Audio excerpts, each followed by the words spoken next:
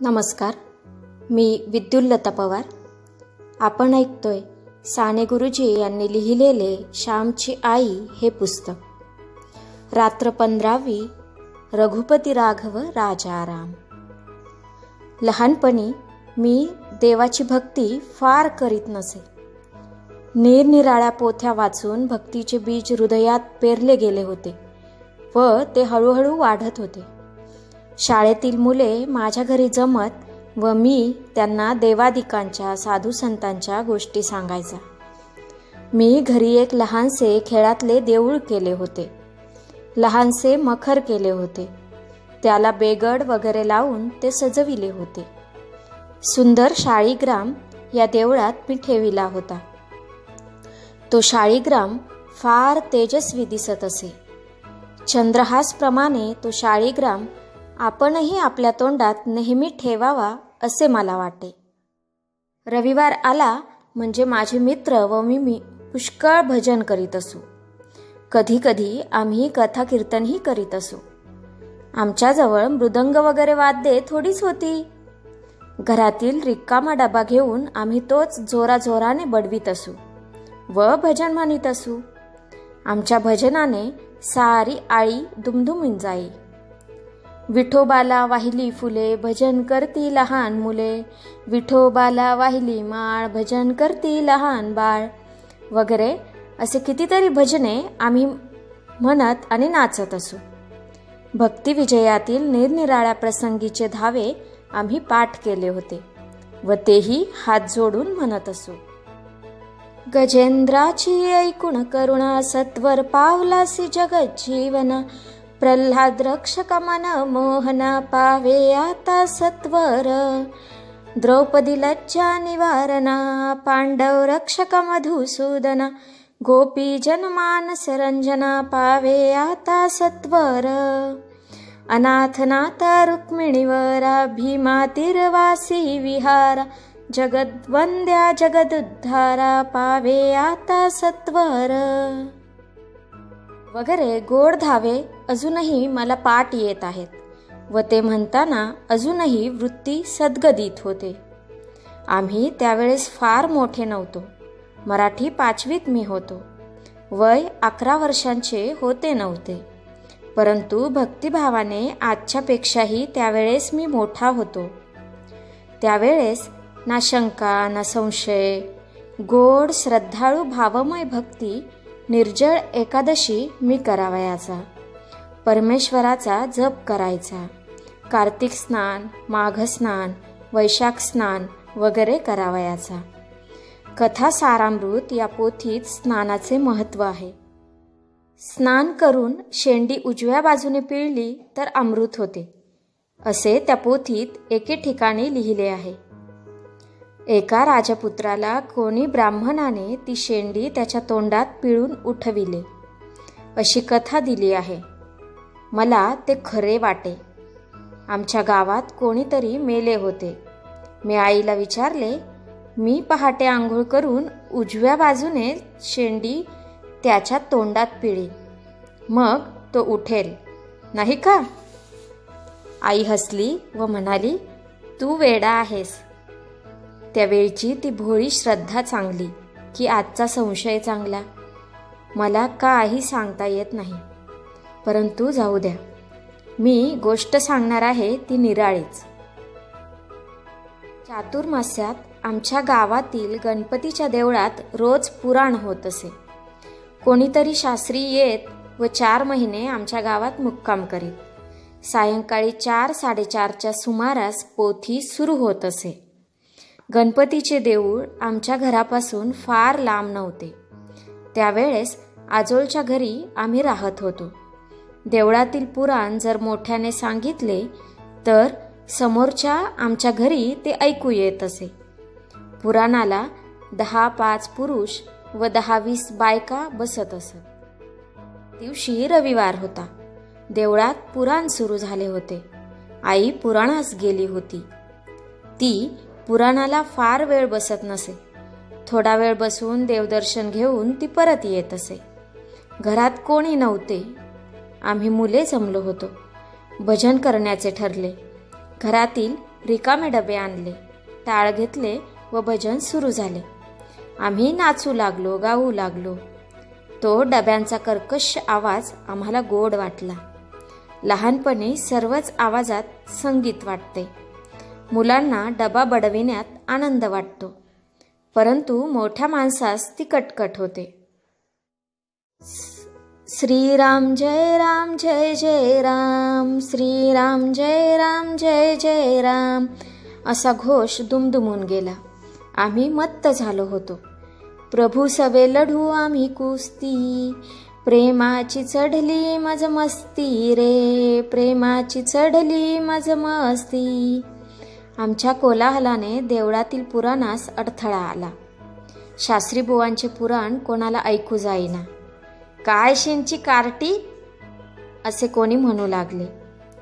हा सगळा त्या श्यामचा चावटपणा आहे. येथे पुराण चालले समजू नये का? पण घरातल्या माणसांना कसे आवडते हे? त्यांनी बंद नको का करायला? अहो, पोरांना हल्ली लाडोबाज करून ठेवितात. अशी भाषणे देवळात होऊ लागली. आमचे भजन जोरात चालूच होते. आम्ही आजूबाजूचे जग विसरून गेलो होतो. देवळातील मंडळींनी गुरवाला बोलविले व त्याला ते म्हटले, जा रे त्या श्यामच्या घरी व म्हणावे, आरडाओरडा बंद कर, येथे पुराण चालले आहे. परंतु तो निघण्यापूर्वी माझी आई देवळातून परतली होती. मंडळींचे शब्द ऐकून तिला वाईट वाटले होते. ती वेगाने घरी येत होती. आम्ही सारे घर डोक्यावर घेतले होते. आई आल्याचे आम्हाला भान देखील नव्हते. ती उभी राहिली तरी आम्ही नाचतच होतो. शेवटी आई रागाने म्हणाली, श्याम. तिच्या त्या आवाजात क्रोध होता. मी चपापलो. भजन थांबले. टाळ व डब्यांचे मृदंग मुके झाले. आई रागावली होती. काय झाले आई? मी विचारले. तुला लाज नाही रे वाटत हा धुडगूस घालायला? आई रागाने बोलली. आई, हा काय धुडगूस? आम्ही आमच्या देवासमोर भजन करीत आहोत. तूच ना हा शाळीग्राम मला दिलास. बघ कसा दिसतो आहे. छत्रीच्या पांढऱ्या बोंडाचा आम्ही त्याला मुकुट घातला आहे. तू रागावलीस होय? मी प्रेमाने पदर धरून विचारले. इतक्यात देवळातील भिकू गुरव आला व म्हणाला, श्याम, देवळात पुराण चालले आहे. तुमचा धांगडधिंगा बंद करा. पुराण कोणाला ऐकू येत नाही तुमच्या ओरडण्याने. आम्ही आवाज बंद करणार नाही. जा. त्यांचे पुराण चालले आहे तर आमचे भजन चालले आहे. माझा एक मित्र म्हणाला, अरे श्याम, जरा हळू भजन करा. हे डबे कशाला वाजवायला हवेत? आणि ह्या झांजा? मोठ्याने ओरडले म्हणजेच देव मिळतो असे नाही. आपल्यामुळे जर कुणाला दुसऱ्याला त्रास होत असेल तर ते रे कसले भजन? आई शांतपणे म्हणाली. साधू संत सुद्धा टाळ वाजवीत व भजन करीत, मी म्हटले. परंतु मुद्दाम दुसऱ्याला त्रास देण्यासाठी नसत ते वाजवीत. इतरांना त्रास झाला असता तर त्यांनी भजन थांबविले असते. श्याम, तुला देवाचे नाव प्रिय आहे का हे वाजवणे प्रिय आहे? आईने विचारले. वाजविले म्हणजे आई रंग चढतो, नुसता नाव कंटाळा आणील. मी म्हणालो, हळूहळू टाळ्या वाजवा, ताल धरा म्हणजे झाले. मुद्दाम अडून बसू नये. वाजविणे ही महत्वाची गोष्ट नाही. तुम्हाला देवाच्या नावापेक्षा आरडाओरडा व वाजविणे हेच आवडते. श्याम, ज्या पूजेमुळे उगीचच्या उगीच दुसऱ्याला त्रास होतो ती कसली रे पूजा? माझी पूजा दुसऱ्याच्या पूजेच्या आड येऊ नये. माझी प्रार्थना दुसऱ्याच्या प्रार्थनेच्या आड येऊ नये. तुम्ही हळूहळू भजन केले तर तुमचेही काम होईल व देवळात पुराण पण नीट चालेल. भिकू, जा तू. हे नाही हो गलका करणार. असे म्हणून आई निघून गेली व भिकू पण गेला. आम्हा मुलात वादविवाद सुरू झाला. मोठे आले डुड्ढाचार्य आम्हाला बंद करायला. त्यांच्या पुराणापेक्षा आमचे भजनच देवाला जास्त आवडेल. पुराण ऐकतात व पुराण संपताच त्याच जागी गावच्या कुटाळक्या करीत बसतात वगैरे आम्ही बोलू लागलो. परंतु काय करायचे ते ठरेना. शेवटी मी म्हटले, आपली चूक झाली. आपण हळूहळू भजन म्हणू या व नुसत्या टाळ्या वाजवूया. मोठ्याने वाजवण्यात काय आहे? श्याम, तू भित्रा आहेस, आपल्याला नाही हे आवडत, बापू म्हणाला. यात भित्रेपणा कुठे आहे? विचाराप्रमाणे वागणे हे भूषण आहे. अविचाराने वागण्यात का पराक्रम आहे? मी विचारले. माझ्यावर रुसून माझे मित्र निघून गेले. त्यांना रामनामापेक्षा डबे बडविणे प्रिय होते. मी एकटाच राहिलो. मी भित्रा होतो का? मला काही समजेना. मी रडत रडत देवासमोर रघुपती राघव राजा राम करीत बसलो. लहानपणी माझे मित्र मला त्या दिवशी सोडून गेले. त्याचप्रमाणे आजही मोठेपणी मला मित्र सोडून जातील व मी एकटाच राहीन. लहानपणाप्रमाणेच आजही रडत राम राम राम राम करत बसेन.